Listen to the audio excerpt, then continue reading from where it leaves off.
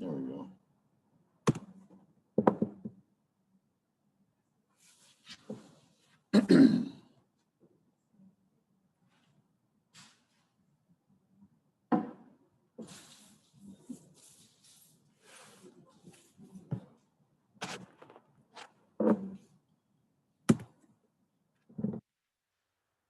Come on now.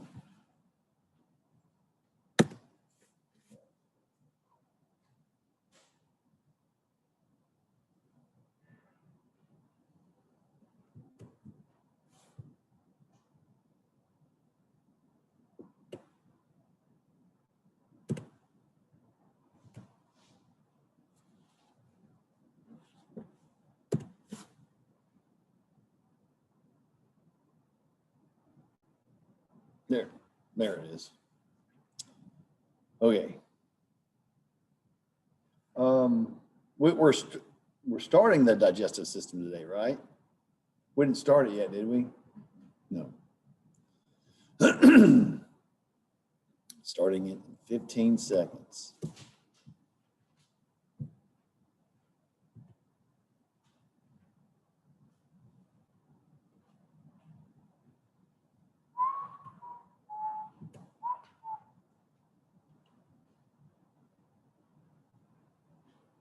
Yeah, see, okay. Let me turn off the interboard. Is that better? I think so. Well, let me let some people in the.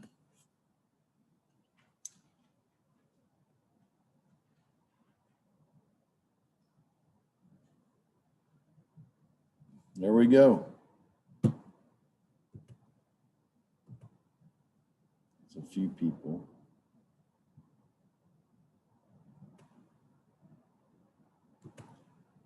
Now, get them out of here. Okay. Hey, good morning, everybody.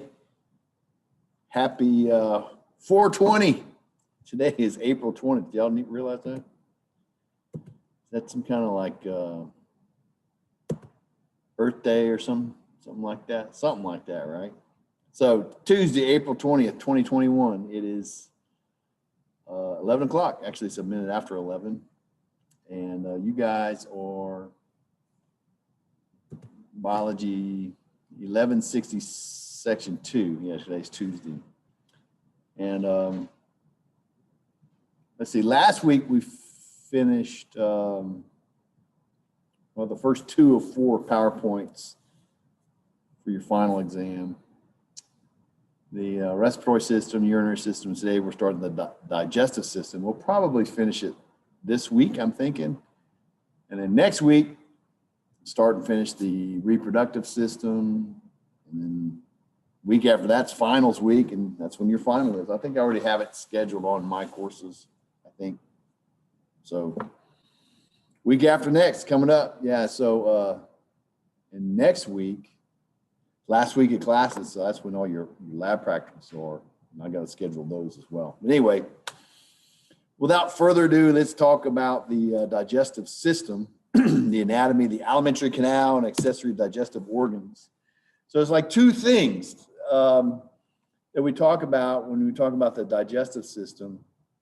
The divisions of the digestive system include, there's 2 anatomical subdivisions. First, the alimentary canal, or some books will refer to it as the gastrointestinal tract, or just simply the GI tract, or gastrointestinal, get it? Some authors actually distinguish between an alimentary canal and GI tract. I don't. It's basically,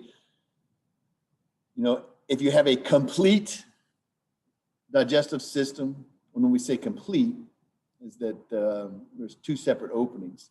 Because believe it or not, there are organisms that have an incomplete digestive system. Imagine that, that'd be terrible. You said one entry in, and it serves as the things coming in and out of the same opening. Imagine that'd be terrible, wouldn't it? But luckily for us, we have openings at opposite ends of our body. That's the canal, that's the tract, the tube extending from your mouth to your anus. And of course, in the simplest organisms, it would just be a simple tube, at one end, the anterior end, the end that's going through the environment first, Stuff goes in, it passes through, comes out the tail end, right? And of course, the tail end is where your anus is going to be. But if you look at our subject here in this first illustration, it doesn't look like a simple little tube, right? It's all involved, all right? And so we have distinct portions of the alimentary canal, and we'll talk about each of them. There's the oral cavity, the pharynx, the esophagus, the stomach, the small intestine, and the large intestine, and finally the large intestine terminates at the anus. Okay, that's the canal or the tract, but that's not the entire digestive system. The entire digestive system includes the canal or the tract, and then all the other accessory digestive organs.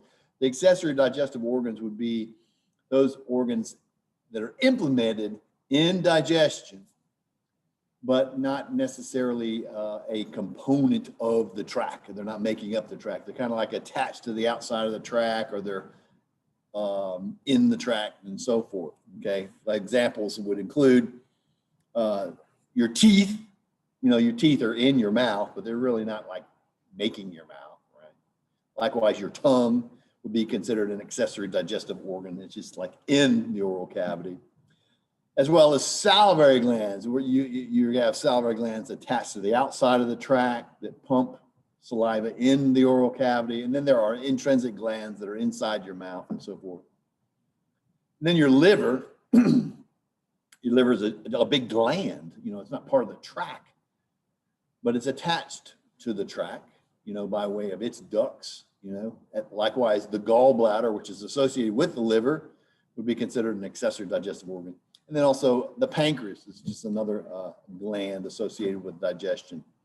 But that's typically how we divide up the anatomical structures of the digestive system, is alimentary canal and accessory digestive organs. And what we're going to do, we're just going to basically start at the mouth and work our way down towards the anus and see what we find along the way, beginning with the mouth or the anus. So here we are in the mouth. What's the mouth? Well, the mouth is goes by a couple of different names. The oral cavity, or some fancy books might call it the buccal cavity. Remember, buccal means cheek, oral, it's all the same thing. What does it do? And what's so, you know, why do we have this portion partitioned off from the rest of the canal or the tract? Well, its primary digestive functions include ingestion, which is the taking in of food, of course, taste, since that's where you're beginning to acquire or ingest or bring in food. That food, ingested food, can be analyzed chemically. And so it does, remember we talked about special senses and the chemosensory functions of the taste buds, right? So ingestion, taste, mastication, that's a function that goes on in the oral cavity. Mastication is chewing, where you're actually processing the food in getting it ready for the next portion, the following portions of the digestive tract. And there is some digestion that takes place initially in the oral cavity.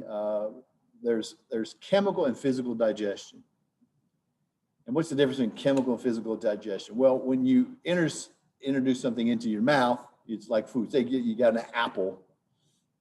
You know, it looks like an apple, a piece of fruit. You know, a nice red apple. You take a bite of it, you got a hunk of apple. Well, it still looks like a hunk of apple. But when you start to chew it and your teeth are working on it, you are changing it physically. So that's physical digestion.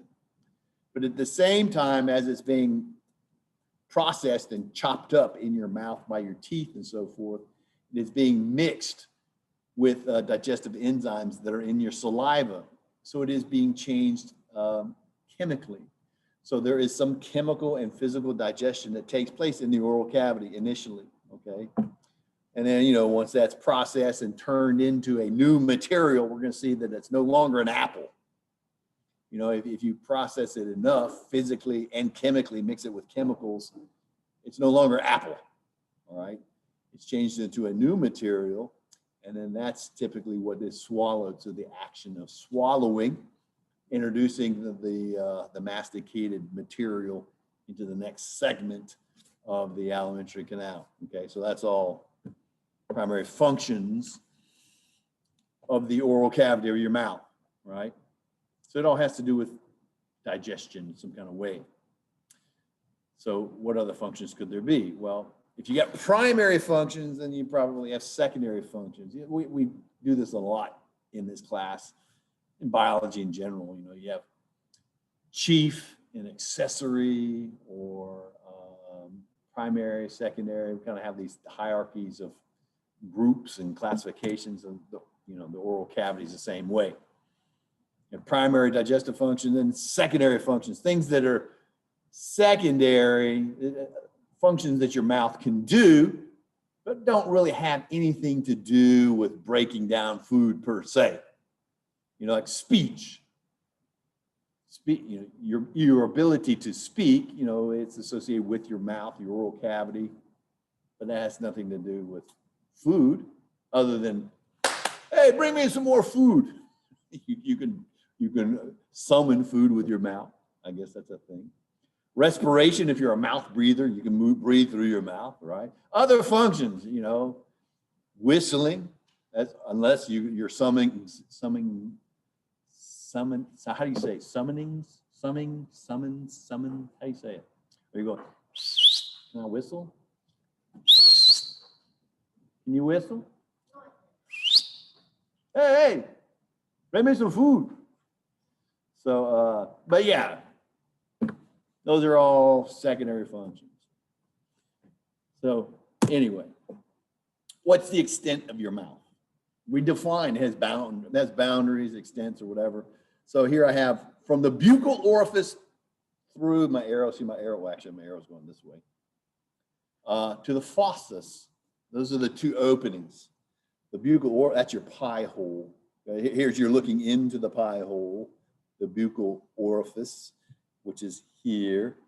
And then down through the end of it, that opening that exits the oral cavity, that's the fauces. That's the opening in the back. See the darkness in the background? That's the fauces. That's the opening into, remember the oral pharynx? That's the oral pharynx beyond the fauces. Okay, so there you are. And then it's boundaries. It's like a room. You got walls, you got a ceiling, you got a floor, okay? You have the cheeks laterally, your lips anteriorly, the palate superiorly, and then of course the tongue inferiorly. So let's talk about the cheeks and the lips. What do? The cheeks and lips function in ingestion. That's their function. What do? They bring in food. They obtain and retain food. You put food in your mouth, you try to keep it in your mouth, right? So don't chew with your mouth open, or don't speak with food in your mouth. All kinds of things. You're not going to retain your food anymore. It either come flying out across the table, or to go down in your windpipe and your choke. All kinds of reasons to not eat or eat and speak at the same time, whatever. So obtain and retain food and push it between your teeth for mastication. So it's your cheeks and your lips, obviously, are to help in the chewing process, you know, with your tongue, okay? Structures noteworthy associated with the lips. Each lip is attached to the gum by a labial frenulum. Of course, labial means of the lip. A lip would be a labium, or a labia is plural. Frenulum, singular, more than one would be frenula.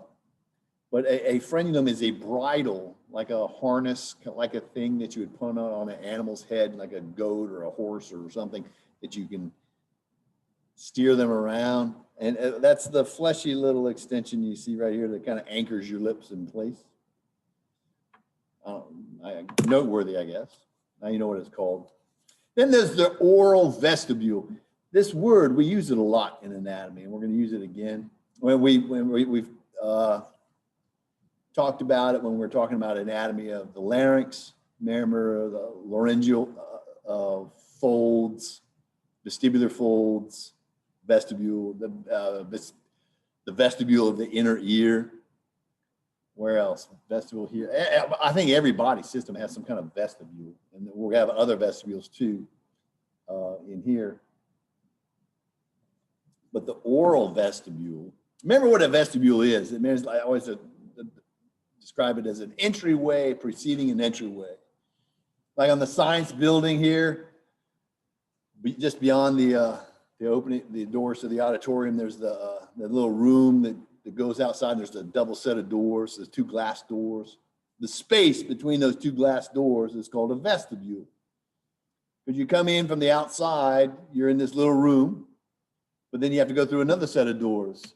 And then the space between the doors is a vestibule. It's a kind of, a room before you get in, okay?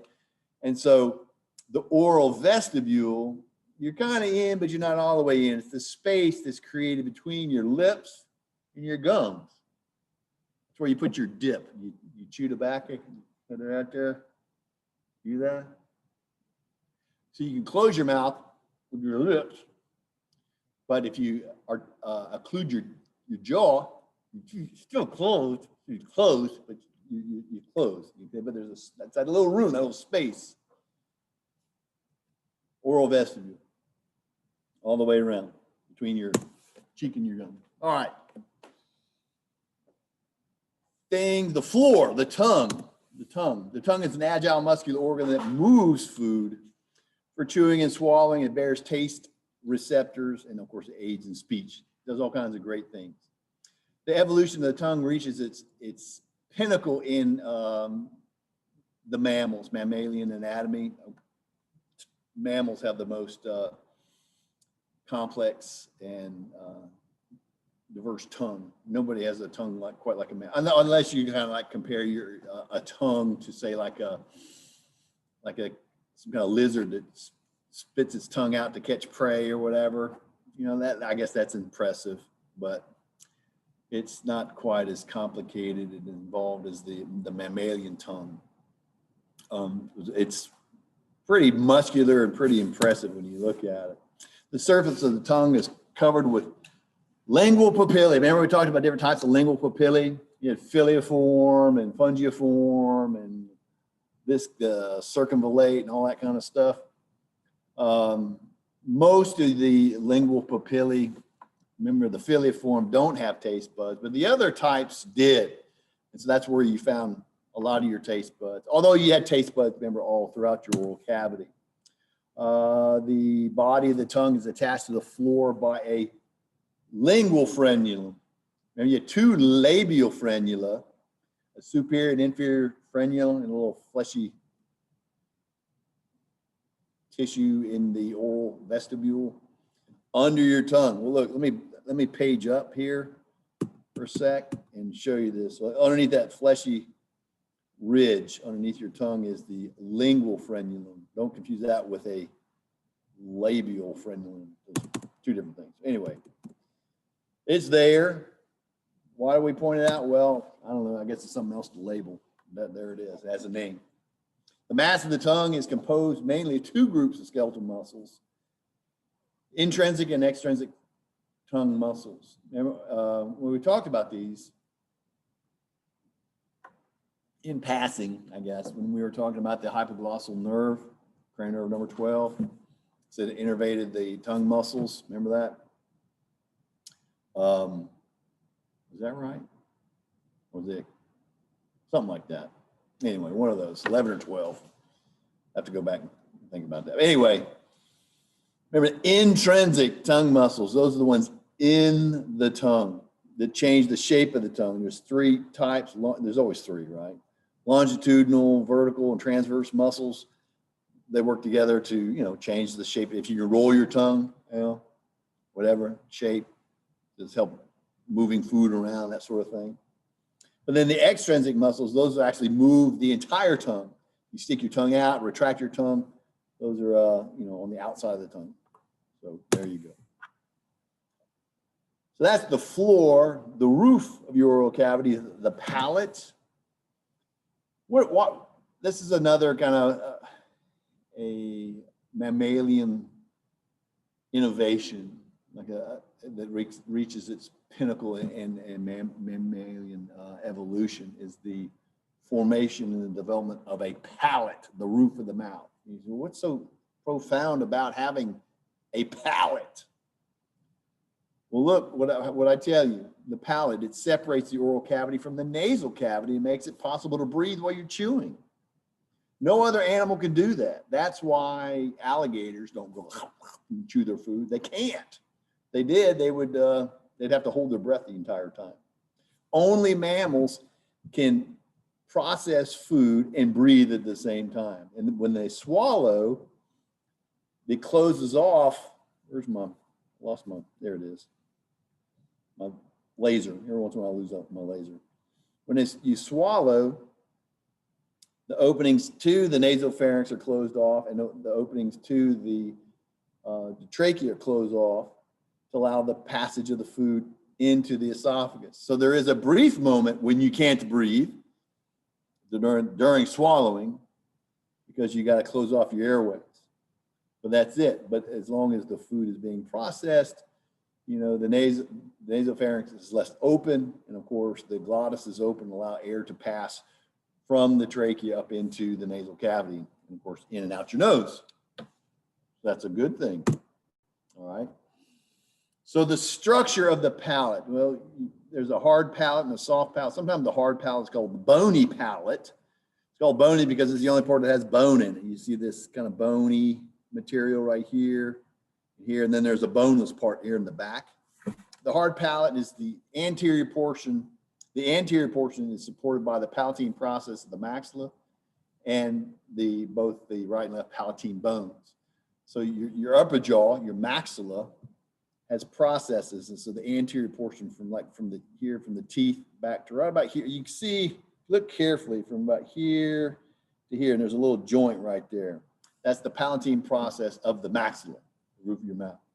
And then a little bitty posterior portion, from that joint back to where it kind of tapers off, is actually the palatine bones. There's two, you know. And then that's it. That's the roof of your mouth. Beyond that, the boneless part, that's the soft palate. Soft palate is the muscular portion posterior to the hard palate. That's the functional part that actually closes over the nasal pharynx during swallowing. And you can see it moving and so forth. It's basically just operate just like the epiglottis does, but in the opposite direction. The epiglottis, let's see, does this. The nasal, can you see what I'm doing? Epiglottis does this, and the nasopharynx does this. So that's when you swallow, it goes like that. Allows food to go, and so forth. Remember I talked about vomit. Did I talk about this in this class? You puking out of your nose. How does vomit come out of your nose? You ever wondering about that? You make too much, you're a loud puker. Blah, you make too much noise when you vomit. Well, in order to make noise, your epiglottis has to be open. If your epiglottis is open, then your soft palate is open. And if you have vomit coming back up towards your mouth and you get your head tilted just right, and you're making noise at the same time, well, that's how you're gonna get puke come out your nose. Like that morning after, on a Sunday morning, you wake up, you're a little bit too hungover. Oh, my head, I shouldn't have done that last night. Let me blow my nose. You blow your nose and a pinto bean comes out. Oh, geez, how did I get pinto beans in my nose? Oh yeah, I went to Taco Bell last night. Yeah, and I puked and I went to bed. And now you know the rest of the story. Anyway, something associated with your soft palate. See it back here in the back, this little dangly thing that cartoonists love to draw. You ever seen this? Almost every cartoon, like the Peanuts, you know, like Charlie Brown, or Lucy is like yelling at Charlie Brown, "You blockhead!" Big old mouth. You always draw that little dangly thing in the back. That's your uvula. There's a lot of things that are described as being grape-like in anatomy. I guess the uvula is one of them. This is uvula means grape. I define it as a conical medial projection of the soft palate. It actually contains a skeletal muscle called the uvulae. The uvulae is innervated by branches, I think, probably of the maxillary branch of the trigeminal. Don't quote me on that, but I would assume so. And of course, it's innervated and it elevates. Sometimes your uvula is there and sometimes it is not. Like in this version, you can see it hanging down, so the uvulae is relaxed. But if it's stimulated to contract, it elevates, it comes up. I don't know anybody that has conscious control over that. It is skeletal muscle, though. I guess you probably could some kind of way. But why? What does it do? Nobody really knows. I have precise function unknown. It's a mystery. Why do you have, only apes, only the great apes possess a uvula. Cats don't have these, horses don't. No other mammal, now all these other mammals have a soft palate and it functions the exact same way during swallowing. But only apes have a uvula hanging down, because it's been suggested that, well, this little thing, it aids in swallowing. No, it does not aid in swallowing. Well, it must aid in speech. No. A chimpanzee doesn't speak. Only humans speak, really. You know, chimps can make noise, like they can grunt or scream or whatever. Or an orangutan, I've never seen an orangutan hold a conversation. They, I don't know. We just some things in anatomy. We just in science, you know, you would always think, oh, these scientists, you know, taking this class in this college course, and your professor should be a walking encyclopedia and have all the answers. Well, that's not true. We don't have all the answers. I've even done research and you know, looking for the truth, looking for the answers, and concluded that, hell, I don't know. You just don't know. You know, like one of my favorite examples is I was doing a research project involving the functioning of the toes, the digits on a certain species or group or a family of toads. Toad's toes. Say that fast. Toad's toes. What about these toad's toes? Would they? I had a hypothesis that this one family of toads would use their digits, their hind digits, their toes, to lure prey, you know, to entice a prey item to come to them so they could eat it. And this is not unheard of in the animal kingdom, where animals would use some kind of anatomical feature as a lure. You know, have you ever heard of an anglerfish? Those, like, have you ever watched, what is it? Finding Nemo. Remember Finding Nemo? And he was, oh, it's so beautiful. And they saw this little glowing light on the head of a fish, and it entices them, and they want to go up to it, and they're heading right for the mouth of the anglerfish. The alligator snapping turtle has the exact same thing, but on his tongue, or its tongue, it has a little, looks like a little worm. It opens his mouth, and there's a little worm in there, and other fish go, oh, look at this, it's a worm that I'm gonna, of course he eats it. And snakes will use their tail, make it look like a little worm, and of course some kind of little thing wants to go eat that worm, and then of course the snake eats whatever. Well, there's certain species of frogs that use their toes, make them look like worms, you know. Things come up. And then I discovered this family of toads that vibrated their toes when they would eat. And my hypothesis was that, oh, it's a pedal lure. That's what I called it, a pedal lure. And so I ran all these experiments to prove. Not really, in science, you never prove anything. You have supporting evidence. So I had ran all these experiments to support the idea that this was in fact a pedal lure. This was actually an ERSI project. I mean, on this campus, we have an undergraduate research summer institute where students can actually work on research projects with the professors. And I've done dozens of research projects on this campus with students over the years, and this was one of them. It was pretty exciting. Had a whole thing set up with these toads, and we were running feeding trials with these toads and watching them eat, and their toes were vibrating. And so if my hypothesis, or our hypothesis, I guess it was the student's deal, if it was correct, it's going to vibrate its toes, and the prey item is going to come toward and check out the toes. Well, as it turned out, it did not affect the behavior of any of the prey items.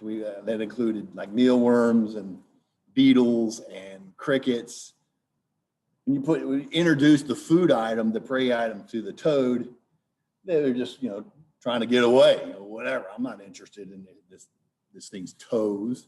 But every single time they would vibrate their toes. And so the question was, why are they vibrating their toes when they eat? And only when they eat and when they see food, they vibrate their toes. Our conclusion, just because, I don't know. We don't know the precise function of the reason for vibrating their toes. We just don't know. It was a victory dance. Yay, I got to eat. They just were excited. They were excited. They saw food and were vibrating their toes. Anyway, that's kind of an aside. So this, actually your textbook might even say that I forget what your textbook said the function of the uvula is, but it might say it aids in swallowing or some BS like that, but it's not true. It has nothing to do with speech. And probably on Wikipedia or some kind of crap like that, they'll tell you that. Not true. Mr. Williams said no. And what I say is gold, right? Okay. So more about the oral cavity. The teeth, mammalian, is another mammalian thing where teeth reach their pinnacle in evolution in mammals. And mammals have the most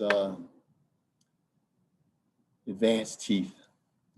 All mammals have the same types of teeth, et cetera, et cetera. And mammologist, it depends on what day of the week is, what kind of ologist I am. Sometimes I'm a herpetologist, sometimes I'm an ornithologist, sometimes I'm a mammologist. But when I'm in mammology mode, I love teeth.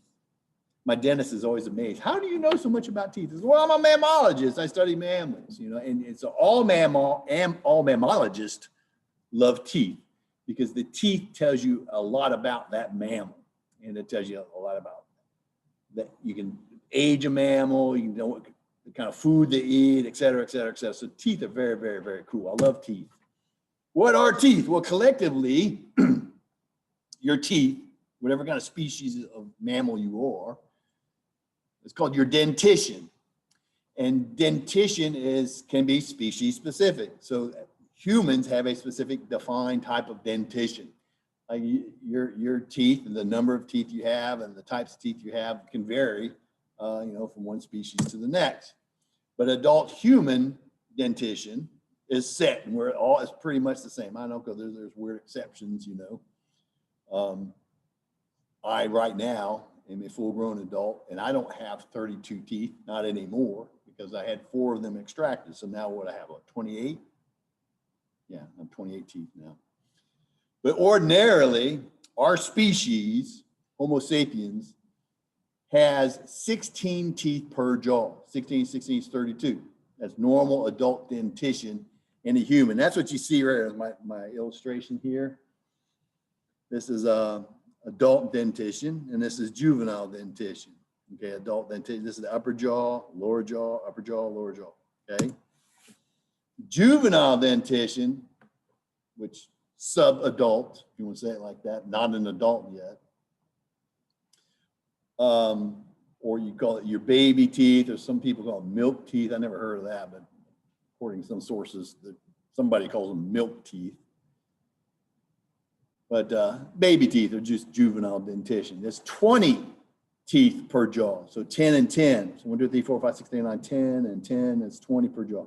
And they're basically, now this is a human thing. The upper and lower jaws are basically mirror images of one another.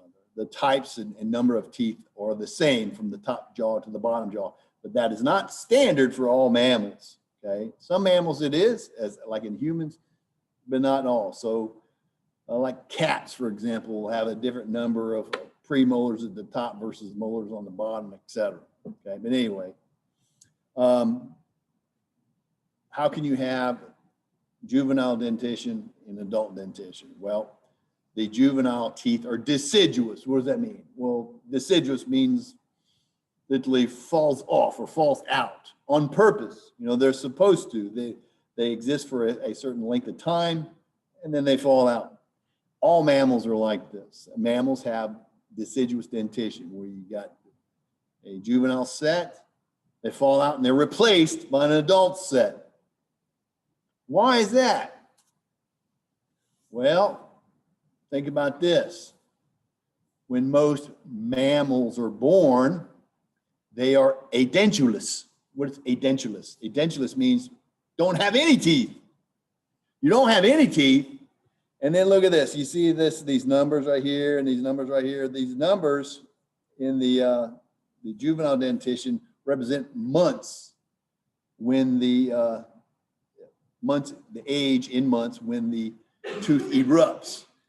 So these are the first ones in the front. Those are the first ones that erupt around 7 to 9 months. And then it's pretty much from the front to the back, 7 to 9 all the way to 24, 26 months. So the last ones to erupt when the kid is about 2 years old are the last molars in the back.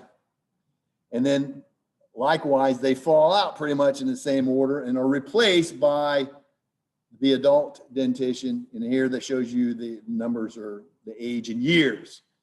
You know, you lose your first teeth in the front, say 6, 7, 8 years, and then 8, 9 years all the way down through where the last teeth to appear, your wisdom teeth, you know, because you're up in your late teens, early 20s when your wisdom teeth, your last molars appear, okay?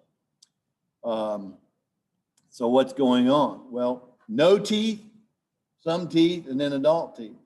There's a corresponding change in diet. So when you're born, what's your diet consist of? Most mammals, what are they subsisting on when you're first born? Milk. Do you chew your milk? No, it's liquid. You're a liquid diet. You don't need teeth of the liquid diet. So you go from like a liquid diet, no teeth, to gradually to introduce more, I guess, substance that can be masticated, although you're not going to feed a 4-year-old a porterhouse steak, right? You know, little kids can't eat a big old steak or whatever, you know. So that's the idea, is that the change in dentition, it corresponds with the change in diet. So it's going from a liquid diet to kind of a soft diet to all the way up to the adult dentition where you can just kind of chew and gnaw on just about anything. So there you go. Mammalian dentition can be, the teeth are grouped, and there's 4 groups of teeth. The incisors, those are your front teeth. The word incisor means to cut, like scissors. And if you look at the incisors, there's 4 per jaw. There's central incisors and lateral incisors. They're basically shaped the same way because they function the same way. They're your nipping, cutting teeth. Okay, you don't chew with your incisors. Okay, they nip, they cut. Okay. And like I said, both adults and juveniles have 4 per jaw, so 8 total. And then you have canines lateral to the lateral incisors. You have your canine teeth or your eye teeth or your fangs. But the canines, that they're all mammals have them across the board, but they're either vestigial or secondarily lost, again, based on diet. Like human canines are considered vestigial. We don't use them based on our diet, because if you look at them, they're really not functional. When you hear the word canine, what do you think about? this dog, right? Canine dog, like dog teeth, big long fangs that you see on your meat eaters. Your more carnivorous animals have pronounced canines, big fang looking things that you see on cats and dogs and other canids and things like that, where it grabs a hold of a prey item, hangs onto them, and rips off big hunks of flesh. We don't eat like that. Humans don't run around with their mouth open and chasing down hamburgers, right, or links of boudin. No, we don't. So these things they're considered vestigial. And then if you look at other mammals that don't eat meat at all, they're purely herbivorous. They've secondarily lost their canines. You don't have fangs on goats or horses or cows. You'll be scary, a scary cow. Fangs. No such thing.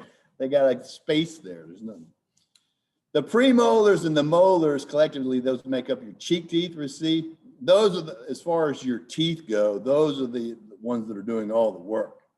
Okay, and those are the word molar means to mill, like or like a mortar and pestle, like a pharmacist uses to grind up stuff, or to mill, to mortar, because these are the teeth that are actually grinding. And for humans, and like meat eaters, they kind of grind a little bit, but it's more of a slicing kind of fashion when they chew. But anyway, the premolars and molars, like I said, are collectively known as your cheek teeth because they're adjacent to your cheeks, right?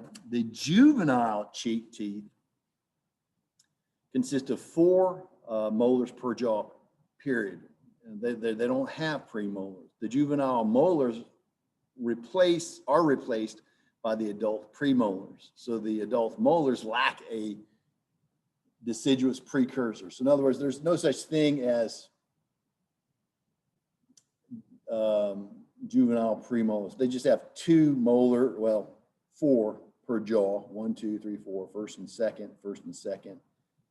But these first and second right here, once they fall out, say 14 to 16 months and then 24 to 26 months, they're replaced, right here by the adult's premolar. That's what makes a premolar, is that it was previously a juvenile cheek tooth or a molar. So in other words, these last 3 in humans, there was nothing there before that. They just emerged on their own. So there's no, juvenile precursor, deciduous precursor. Okay, so that's the only difference between molar and premolar. Although there could be some structural differences from one animal to the next, but collectively they all serve pretty much the same as cheek teeth, and that's particularly true in certain animals. Anyway, structure of the tooth. There's a longitudinal section of the tooth. You kind of see what it's made out of. And then basically all teeth are composed of the same basic anatomy. Here I tell you that each tooth is embedded in a socket called an alveolus. The hole where the tooth is, that's called the alveolus. The joint that is formed between the alveolus and the tooth, as the name, is called a gomphosis. The word gomphosis means bolt. Because a bolt, not like a bolt that's like a threaded screw or something like that, but like a spike, like a railroad. That's what I always think of as like a railroad spike. Railroad spike, you got to hammer it in, jam it into a railroad tie. And I guess to early anatomists, it looks like these are big bolts or spikes that were like jammed into the tooth. I don't know. I'm just kind of going out on a limb here, but gomphosis technically is a type of joint, the joint between the tooth and the jaw. Okay. There's also a periodontal ligament that assists in holding the tooth in place in the alveolus or the socket there. The gum or gingiva, that's what your gum is called, a gingiva. And that makes sense too, right? We've got irritated gums inflammation of the gums is called gingivitis. There's a parasite called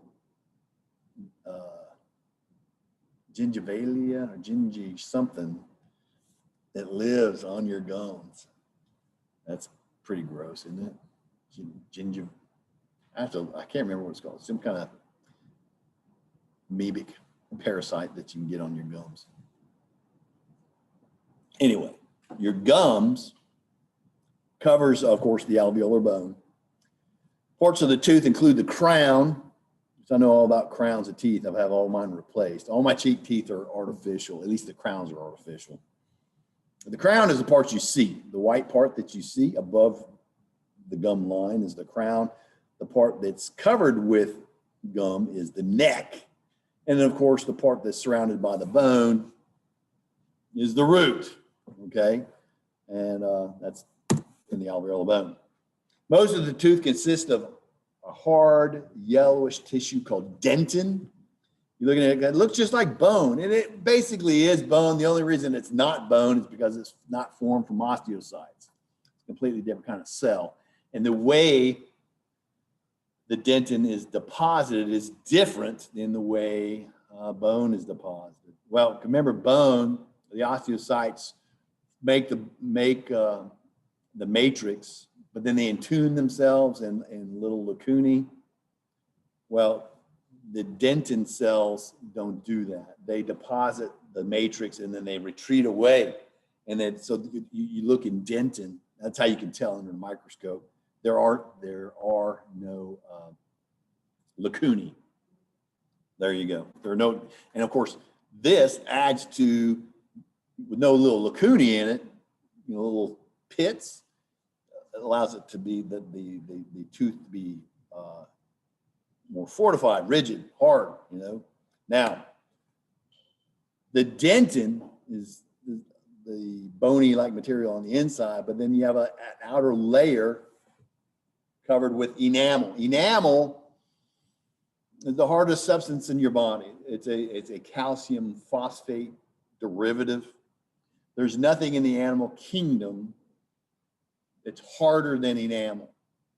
And that makes sense. You want to cover this surface with something very, very, very hard, because what the tooth does, what is the tooth? It's a milling thing, it's cutting and whatever.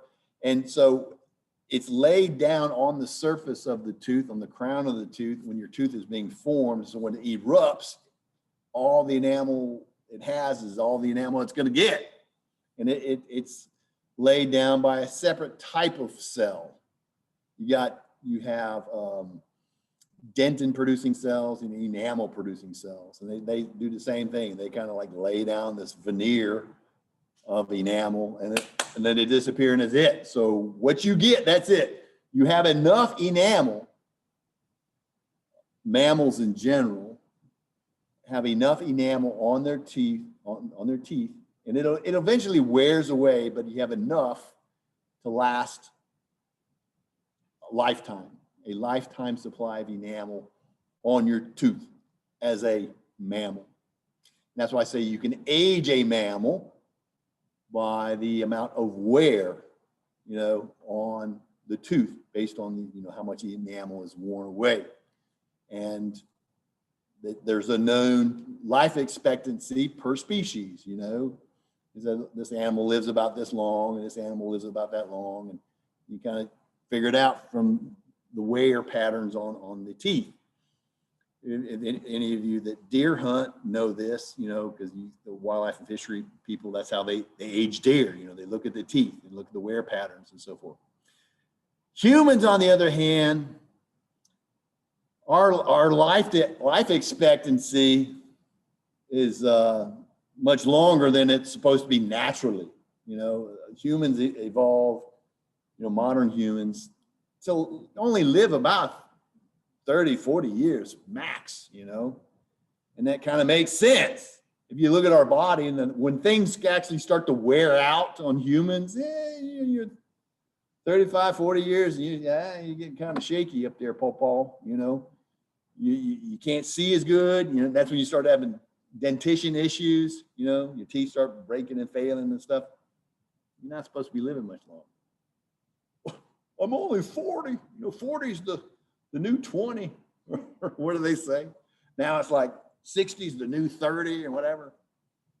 I mean, people are, it's not that big of a deal for someone to be 100 years old now, Oh, yeah. I've met some people. How many of you met somebody that's 100? I bet you probably met more than one person that's 100, or at least somebody that's 100, or been 100 or whatever. So we can live longer.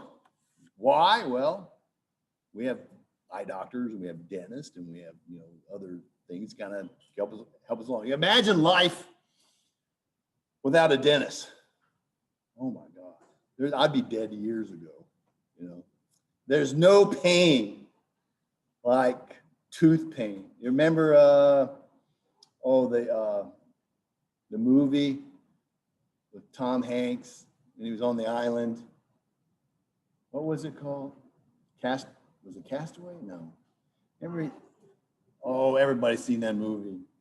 And he had an abscessed tooth, but he was on a desert island by himself, Oh, so much pain, and he knocked it out with a ice skate. He was so much pain, he just knocked out his own tooth because it's miserable. Tooth pain, I hate it. Anyway, more about the structure of the tooth. Internally, the tooth has a dilated pulp cavity in the crown. And then, of course, you see that it narrows towards the root and forms the root canal in the root. These spaces are occupied with pulp. That's what you call the stuff that's in the hollow portions of the tooth is pulp. It's composed of loose connective tissue, blood, lymphatic vessels, and of course, nerves. You don't feel anything going on in the tooth until you get in the pulp cavity and expose the nerves. That's when you're like, when you feel it, Get this wear pattern, it's all good. But once you wear down into, you normally don't, that doesn't happen. That's when you run into trouble when you start exposing the pulp. Anyway, so there's your tooth on the inside. Now, those are the teeth. Well, I could talk about teeth all day long, but got to go on. More oral cavity stuff. The saliva, your spit, okay?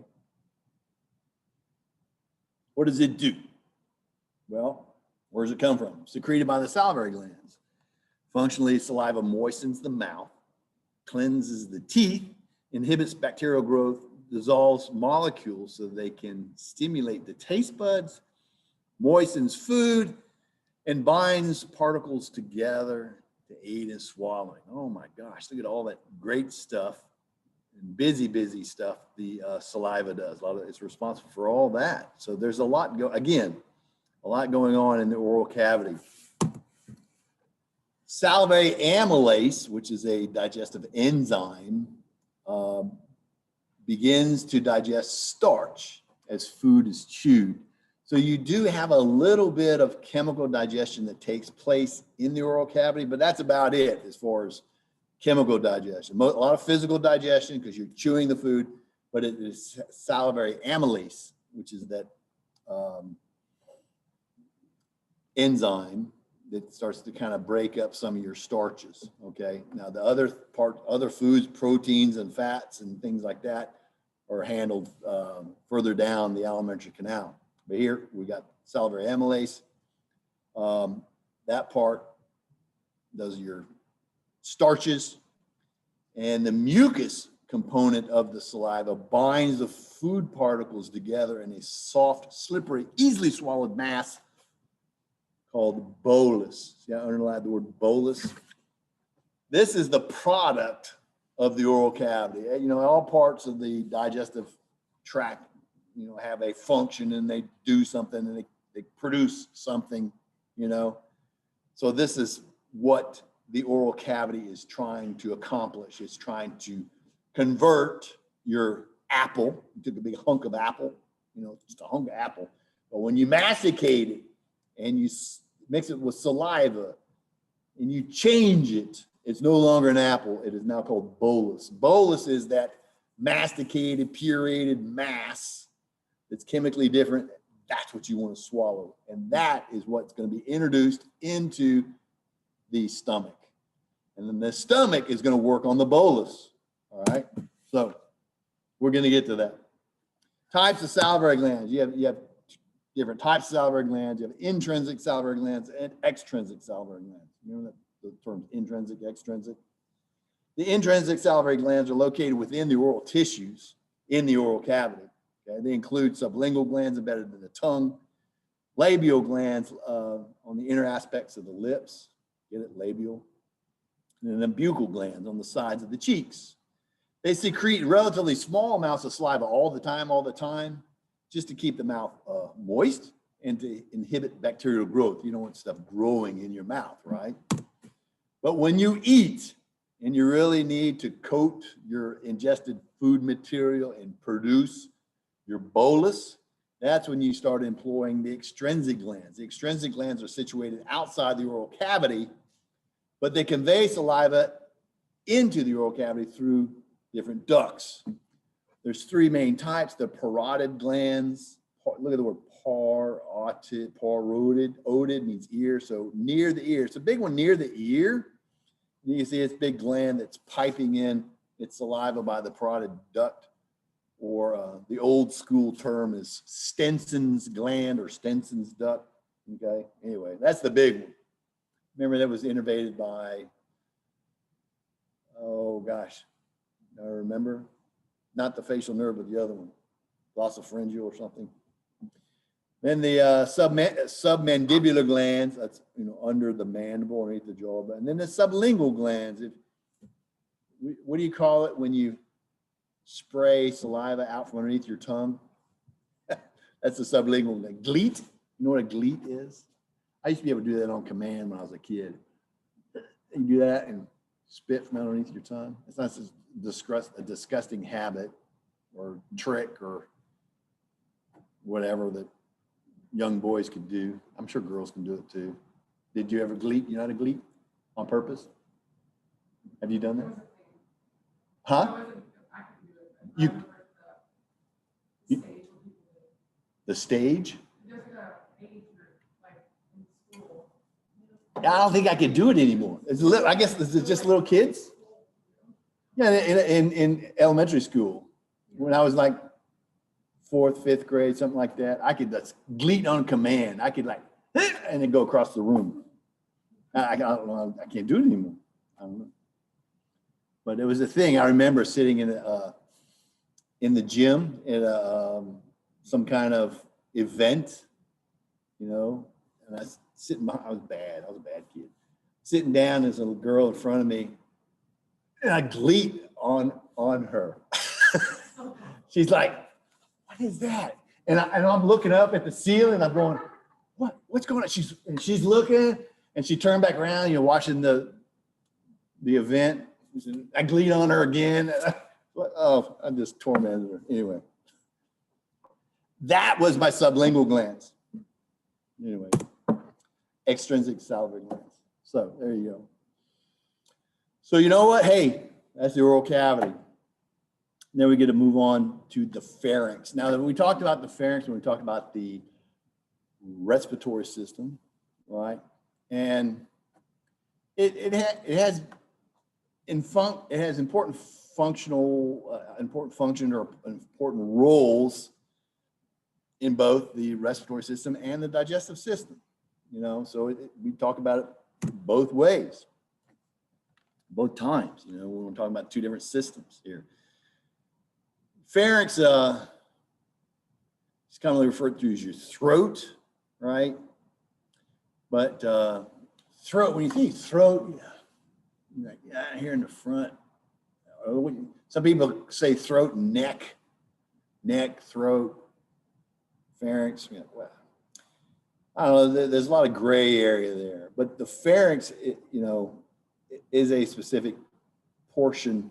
I guess it could include I don't know. Some people consider your neck your whole thing. I don't know.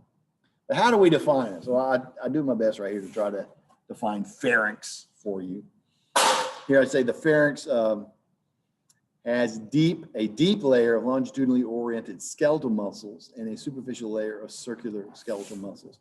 So here is the pharynx. here, it always shows this view here, section, like a sagittal section, viewing it from the inside out.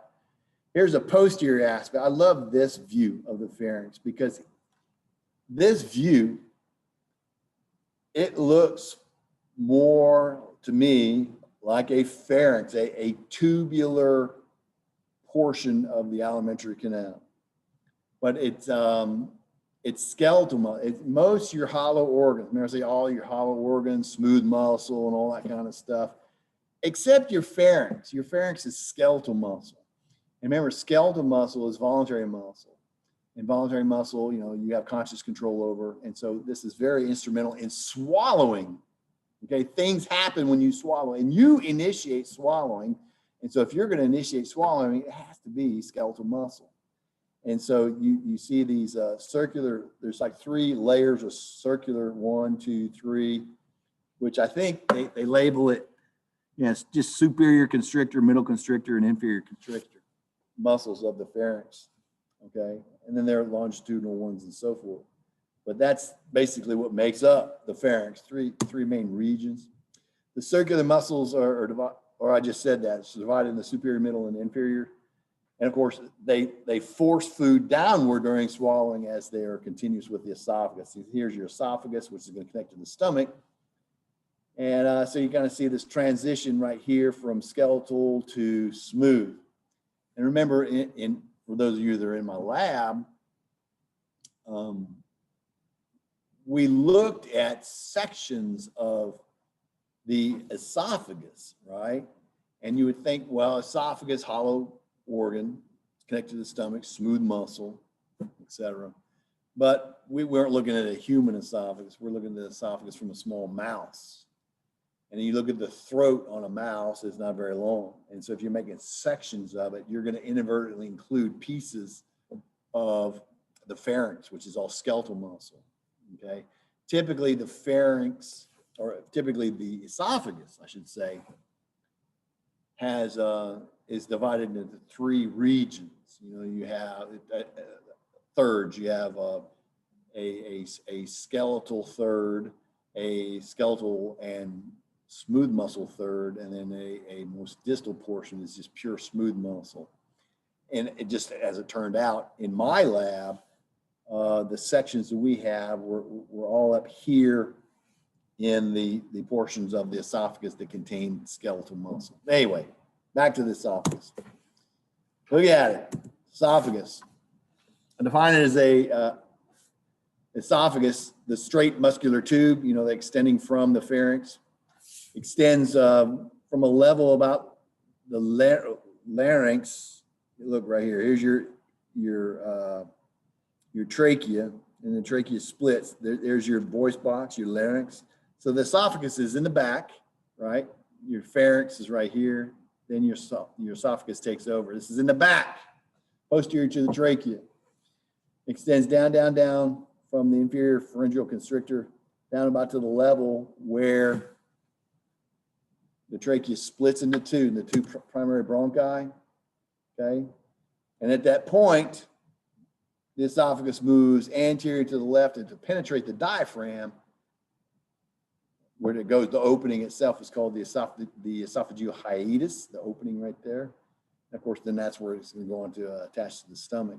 So you're traversing, 2 body cavities. Up here, you're in the thoracic body cavity. Remember, there's the diaphragm. And then it penetrates the diaphragm, and so it enters the abdominal body cavity. And that's where it's going to meet up with the stomach, okay? It opens into the stomach by way of a gastroesophageal junction, or sometimes it's labeled orifice or whatever. Some older books will call it the cardiac junction, or the cardiac orifice, or cardiac, actually a valve, some old books will call it. And some books might even call it the gastroesophageal valve or sphincter or something like that. But I got to tell you, look right here. That says cardiac notch. What does this say? Fat. Okay, that's nothing. Right here, this you can see, of course, your diaphragm. there's the junction between the esophagus and the stomach. So that where they come together it's a part where they just come together. There is no sphincter or valve or anything like that. And the word cardiac, what does cardiac mean? Doesn't that mean heart? It does. It means heart. But why do they call this region where they come together? Well, that's the opening, I guess, closest to the heart, because on the other side of the diaphragm, right here, would be the apex of the heart. So I guess maybe that's why they called it that. But they used to think that there was a sphincter here. Like we're going to see that there is a sphincter on the other end of the stomach, but there is no sphincter here that opens and closes and allows food to enter the stomach. Ordinarily, the esophagus just remains collapsed and closed all the time. And the only time it opens and expands is when food is passing through it by peristaltic ways of the esophagus. What keeps the stomach closed is the presence of the diaphragm itself, okay? It's like, you know, I got a full belly and I can stand on my head. How does the food stay in there? It keeps me from puking. Well, your diaphragm, basically. Provided you haven't compromised your gastroesophageal junction there by the way of overeating. You can overeat, you can eat so much continuously, you stretch out your stomach, and this, where the diaphragm and the esophagus come together, is weakened, and so it's kind of pulled apart, and it gets kind of leaky. And you may experience this particularly if you eat like a bunch of beer and boudin and then go to bed. You're laying down, and so you go sideways, and it starts to leak up. It starts leaking up your chest. And you wake up in the middle of the night, you go, oh! You feel like you can breathe fire. What do they call that? Heartburn. You got heartburn because the contents of your stomach are leaking back up because you just ate too much. You know, a lot of people will try to dismiss it. Oh, I've got acid reflux. I got this and that. I need this kind of pill and that kind of pill, whatever. Just quit eating so much. You go to bed and you eat too much and you lay that. So I had a brother of mine that would do that. He said, oh, I've got like acid reflux, some kind of special. I said, no, you're just too fat. You just eat too much. So ease up on the beer and boudin, you'll be all right. So anyway, so the stomach. Then we're going pharynx and the esophagus. Now we're into the stomach. See the next section of the alimentary canal, the stomach. I define the stomach as a muscular sac in the upper left abdominal cavity, immediately inferior to the diaphragm. It functions primarily as a food storage organ. When empty, its volume is about 50 milliliters, which is about the size of a 50 milliliters. It's, you know, a 50 milliliter beaker is one of them little beakers. Small, not big at all. But when very full, like my brother's belly, and probably mine too, it can hold up to 4 liters. That's a lot. It's like two 2-liter Cokes. Can you imagine holding that much? So it can expand quite a bit. But what makes a stomach, again, like I said, it serves primarily as a food storage organ. And you see this, and again, the makeup of the stomach reflects the organism's diet, because most organisms are opportunistic feeders. What does that mean if you're an opportunistic feeder? Well, you get to eat when you have the opportunity. And so you think way back in the caveman days, they didn't have a 24-hour buffet table at the casino they could go to anytime they wanted to.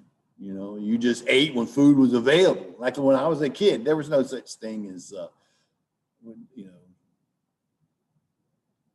we didn't have fast food. You know, my mom cooked 3 times a day, and that's when I ate 3 times a day, once at breakfast, once at lunch, and once at night. We ate at 6 o'clock sharp every night, And that was it. If you stayed up beyond that, you get hungry and you had to wait till breakfast the next morning. But now, you know, you can eat whenever you want, but your body is geared to just to be an opportunistic eater. You know, it's like, well, you got food, you're going to take advantage of that opportunity. You're going to pack it in and it's going to stay in your stomach. And it's like it could hold it temporarily and it digest it and so forth until the next time you have food. But our body, our physiology is innately wired like that. But our opportunities are 24/7. So we innately overeat. So we overdo our food storage organ here. And so if you overeat every day, 3 times a day or several times a day, what's going to happen? You're going to be fat. You're going to be overweight. That's, you know, you think about it, that's the fattest country on the planet, you know, the United States. You know, you get the food is abundant, you know. Everybody overeats because there's just food all the time, everywhere, you know. You drive through, I'm hungry, I don't want to eat that, I don't want to eat this, you can go over here. And so it's just, we're not programmed like that. So anyway, food storage organ. And there it is. What does it do? Well, I tell you that the stomach mechanically breaks up food particles. It liquefies the food, which, remember, it's bolus. Bolus is what enters the stomach. And it changes the bolus. It begins the chemical digestion of proteins and small amounts of fat and produces a mixture of semi-digested food called chyme, C-H-Y-M-E. See that? Chyme. So you go from food to bolus and bolus to chyme. And chyme, or bolus, you ever played seafood? You ever played that game Seafood with a sibling? My brother used to do it to me all the time. You want to play Seafood? He's chewing whatever, and he shows you what's in his mouth. Like, it's gross, what is that? You know, if you look at a nice pretty hamburger, you got bun on top, bun in the middle, your patty, lettuce and tomato, it's all pretty and decorated. You put it in your mouth, you masticate it, it doesn't look so pretty anymore, right? It's just like, what is that? Seafood, right? Masticated, it's a bolus, it's a paste, like, bleh. Doesn't really matter what you eat. You take a bite of a Big Mac, you take a bite of filet mignon, a bite of whatever, pasta, you chew it, it all kind of ends up looking the same, like, ugh. Well, that pasty stuff is bolus, but then bolus, once it's mixed with gastric juices, it becomes a very liquid, kind of a white, creamy material, completely different.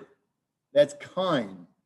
And chyme is what's going to be introduced in the next segment of the alimentary canal when we get there. Gross anatomy of the stomach. I often describe the stomach as a J-shaped organ. Doesn't it kind of look like a J, where this is the tail of the J right here? So kind of like a J. With a lesser curvature on its medial margin, the inner concave part's the lesser curvature, and then the outer, more convex portion is the greater curvature. Okay, 2 parts of the stomach. The stomach is divided typically into 4 regions. Again, there's that word cardiac, which I don't like. Rather, you call it the gastroesophageal region, but understand that it used to be called the cardiac region. But the cardiac region or the gastroesophageal region is basically, again, just where the esophagus and stomach come together. There's the fundic region, or just the fundus, same thing. Fundic region, fundus is the same thing. That's the domed, see that dome kind of bubble looking portion? That's what in lab I always call it the burp chamber. Because food, when it enters the stomach, it basically, the bolus, it is processed in the body. The center part is the body of the stomach, and that's where it is churned and mixed and so forth. But in doing so, it often creates gases. and the gases collect up here in the fundus. Or if you're drinking a carbonated beverage, like your LaCroix water or Budweiser. Is this really Budweiser or LaCroix? Anyway, and you've experienced that where you're like, you got to burp. That CO2 that's in the carbonation, it collects in the fundus, and then it's intermittently released back up the gastroesophageal region into the esophagus, and that's what you belch. But you typically don't have food up there. But you see, there's other organs that have a fundus that doesn't necessarily function in burping or whatever, collecting gas. But it just describes a domed or kind of bulbous shaped structure. Anyway, there's the fundus, then the body. And then the tail of the J, that's the pyloric region, or just the pylorus, same thing. And the pylorus is the portion of the stomach where the chyme is collected. Remember, the bolus is processed in the body, and the chyme is collected in the fundic or the pyloric region. So here I tell you, the pyloric region terminates at the pyloric sphincter. So there is a true sphincter in the stomach, but only in the pyloric region where the chyme exits. Okay, and of course this muscular ring opens up into the next segment of the alimentary canal, or the initial portion of the small intestine, which is called the duodenum. Not duodenum, not duodenum. How do I say it? Not duodenum. No, duodenum. You say duodenum? Duodenum is fine. Duodenum, duodenum, no such thing. Your Dr. Cordes' lab students, duodenum. I can always pick them out. That's the duodenum. So you're Dr. Cordes' student. Where'd you learn to say that? Well, that's duodenum is how you pronounce it. And that's not respiratory, it's respiratory. Who says that? Well, another professor, colleague of mine. Respiratory. The respiratory system. Or it's not reptile, it's reptile. Reptile? Really? Reptile? Yeah. And it's the guy that says reptile. I don't know if he's still alive anymore, but he actually was one of the authors to Reptiles and Amphibians of Louisiana. But that's how you pronounce it, reptile. He says reptile. You think he would know what he's talking about. Tomato, whatever. Okay. Let's finish the stomach. The stomach wall. You have a muscularis propria. That's the muscular part of it, right? There's 3 layers. Remember, most hollow organs have 2 layers, longitudinal layer and smooth muscle, but the stomach has 3. The 3rd layer is an oblique layer. Circular, here we go. Longitudinal, circular, and oblique. Lengthwise, longitudinal, circular, going around, and oblique at a weird angle. And if you think about that, it makes sense, because longitudinal will kind of shorten the stomach, and circular will squeeze it, and then that oblique layer, it's kind of weird angle, the deepest layer, kind of torques it. So all of this is kind of like churning the stomach, because you run a process and really mix and knead that bolus and liquefying it and so forth. So there's your muscular layer. Of course, you have a mucosa and a submucosa. Forms the characteristic rugae, or you have gastric rugae. Remember, rugae means wrinkles. You have these little folds in the stomach. This is how you go from 50 milliliters to 4 liters. 4 liters is like 4,000 milliliters. So that's quite a extension. So the gastric rugae, the little wrinkles that you would see, you can only see them in an empty stomach. They're there for gastric expansion. Okay, that's a great place to stop. So Thursday, I'll see you Thursday, and we'll talk about some accessory digestive glands, the liver, gallbladder, and pancreas, and go into the intestines and so on and so forth. Okay, well, that's it. Happy 420, and y'all behave yourself tonight. All right. do anything I wouldn't do, which I don't know what that means, but I will see. I will see you guys Thursday, right? All right. Adios. Have a good day.